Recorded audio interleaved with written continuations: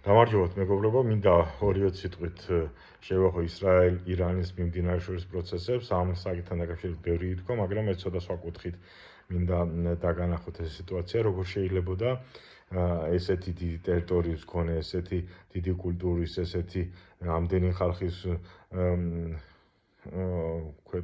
ხალხს ისრაელს ნაირი მცირე ქვეყანას ეჯობნა ომში და ასეთი უპირატესობა ჰქონოდა, რომ ისრაელს ირანთან დაკავშირებით ერთადერთი ახსნა ის, რომ ეს არის აიათოლიზმი რა არის, ესე იგი რელიგიის და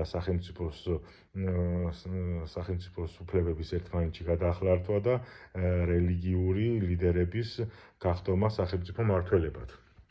აიათოლიზმმა მიიყვანა სახელმწიფო დასუსტებამდე და დასუსტებულმა სახელმწიფომ ვეღარ დაიცვა ეს თვითონ აიათოლიზმის შემქმნელი ის გენერლები თუ ხელმძღვანელები. აქედან გამომდინარე,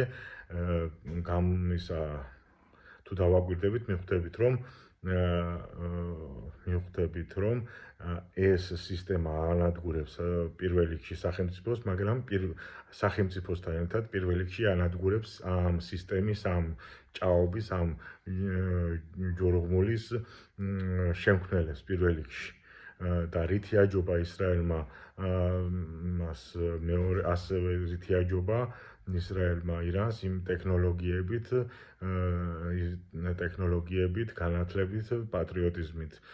ეს ტექნოლოგიები საიდან მოდის? დასავლეთიდან, ამერიკული, ევროპული და უამრავი რაღაცის შემქმნელია თვითონ ისრაელიც. აქედან გამომდინარე, იმიტომ გვინდა ჩვენ ევროპა და იმიტომ გვინდა დასავლეთი, რომ ეს კულტურა, ეს უსაფრთხოება, ეს განათლება და ეს ყველაფერი იყოს საქართველოში და ჩვენზე ტერიტორიულად და რაოდენობრივადაც და მატერიალურ-ტექნიკური შესაძლებლობით უფრო დიდ სახელმწიფოებსაც კი უწევდეთ კონკურენციას და ვჯობდეთ მათ.